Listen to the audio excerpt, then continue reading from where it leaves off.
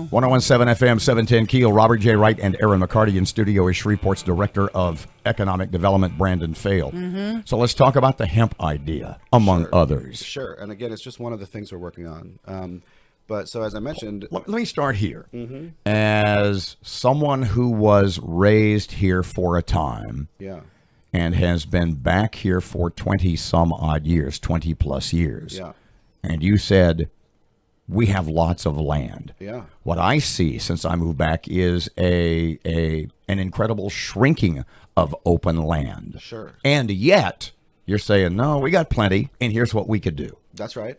There's plenty of land. And when you look at what we do with our land, fundamentally as a city, we have open land everywhere. So we have large parcels that are undeveloped, around the fringes in almost every part of town. I mean, I'm not talking about South Highlands and Broadmoor, but if you drive north, you drive south, there's big empty parcels everywhere. There is open land in more neighborhoods than not. And there are small parcels. There are empty lots in, more than half the neighborhoods in town have a fair number of empty lots in neighborhoods. And then when you really think about it, like all of us are surrounded by lawns and stuff. Yeah, I guess I'm thinking about this in a totally different way than you are. When you I'll say go in my backyard if you want. I'm thinking, but see, that's kind of what he's talking about. I'm thinking all those cotton fields that used to be south on Uri. That's what I'm talking about too. Where they're building. That's You're right. talking and about. You drive south on Highway 1, we still have open fields. And you drive south on Ellerby Road, you still have open fields. You drive up North Market, you go into the fringes around the MLK neighborhood. And you got kind of an idea what we can do with that. That's right. And it's not just the farming of the product. Hemp is an attractive industry for a bunch of reasons.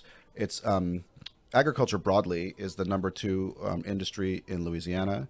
And when you look at our region, even though we are rich in land, and by the way, not just land, but the other inputs you need to grow valuable products, sunshine and rainfall, we're a great place to grow almost anything. And when you look at what we do with our land, we systematically farm grass, a waste product that is expensive to buy. This is not marijuana. This is not marijuana. Explain so hemp the is difference, different. please. Hemp is a different product.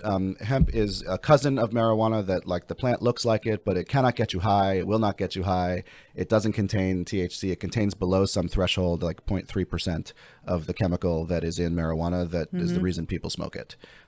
Industrial hemp has 2 kinds of applications. One is that the fibers are very strong and of high quality, and you can make things like fabric.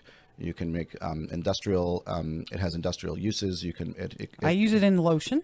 I actually have a hemp lotion. Yeah, there's hemp lotion. So the lotion is the other kind of use, which is it contains a chemical called CBD, which does not get you high, but which has curative and medicinal properties, and it can and it's in all kinds of these days. It's popping up in all kinds of things, from lotions to foods to, you can get a wrap for your face with CBD.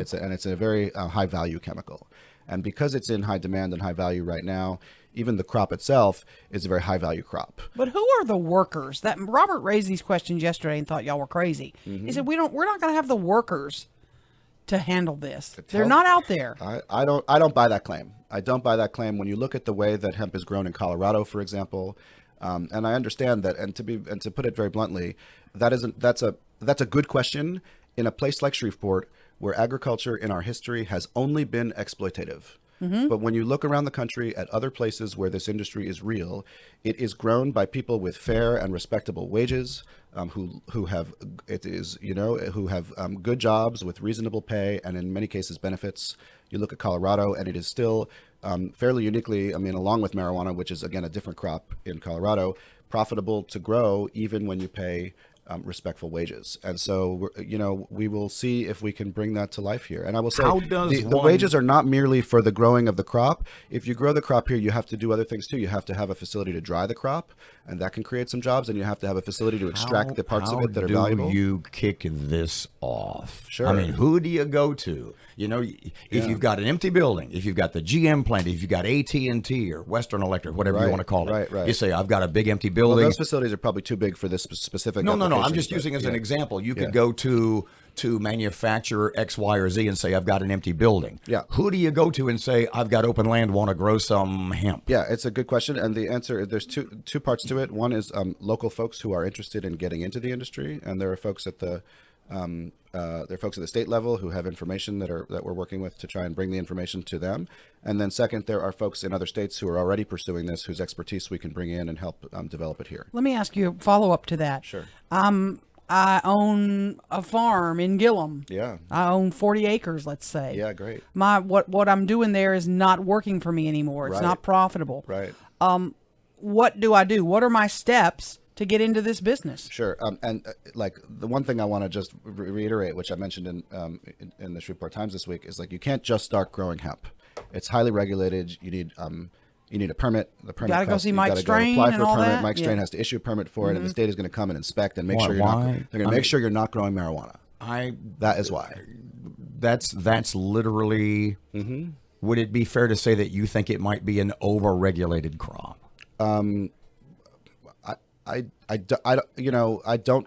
Maybe. I mean, right? If in a state where marijuana is Let me illegal, I rephrase- suppose it would be hard to. Let me rephrase the question. Right, and probably in a state where Right. people will say, I can open 3 stores in Texas in the time it takes to open one in Louisiana. Sure. Is it compared to other places more regulated and more difficult to get underway? Sure. So it's easier in states where this has been legal for a long time because it's already legal. But everywhere that it is growable, there is a licensing process that takes a minute and that costs a little bit of money, and then you can get started. I don't know our regulation scheme to be more onerous than that in other states. But to be honest, the comparison, I'm not sure I'm prepared to make it. I don't know. Let me ask you a stupid question. Just one of my stupid questions that I ask.